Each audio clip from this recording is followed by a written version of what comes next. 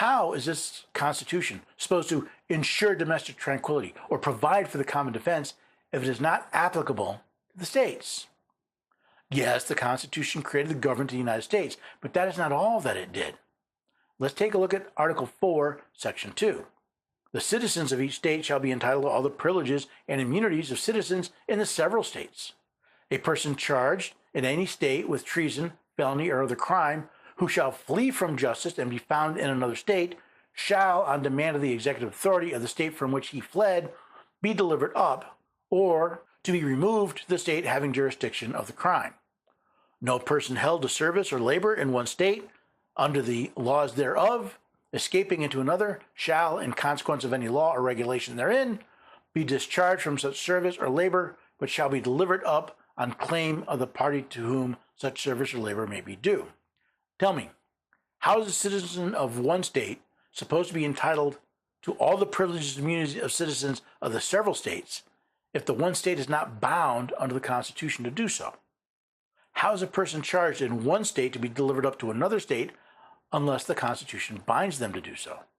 And how is an escaped person supposed to be delivered up unless the states are bound by the Constitution to do so? These statements may not be as general as those the court referenced in Article 1, Section 9, but remember, Article 1 talks about Congress. But there is more. This Constitution and the laws of the United States which shall be made in pursuance thereof, and all treaties made or which shall be made under the authority of the United States, shall be the supreme law of the land, and the judges in every state shall be bound thereby, anything in the Constitution or laws of any state to the contrary notwithstanding.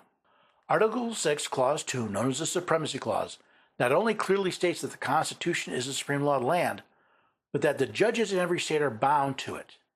In fact, Clause 3 adds to that thought. The senators and representatives before mentioned, and the members of the several state legislatures, and all executive and judicial officers of both the United States and of the several states shall be bound by oath or affirmation to support this Constitution. Not only are the members of the federal government required to be bound by oath or affirmation to support the Constitution, the members of each state's legislature and their executive and judicial officers as well. If the Constitution is supreme even over the Constitution and laws of any state, why would anyone assume that a general statement in the document would not be binding against the states? Also, if Chief Marshal and the court are allowed to infer by language, let me do a little bit of that myself. See, while according to the preamble, the people did ordain and establish the Constitution for the United States of America, are the people parties to the compact. Ratification of the conventions in 9 states shall be sufficient for the establishment of this Constitution between the states so ratifying the same. The states, as the ratifying entities, are the parties to this compact, this agreement between the states. Don't you think if they intended to be excluded from part of it, they would have said so somewhere?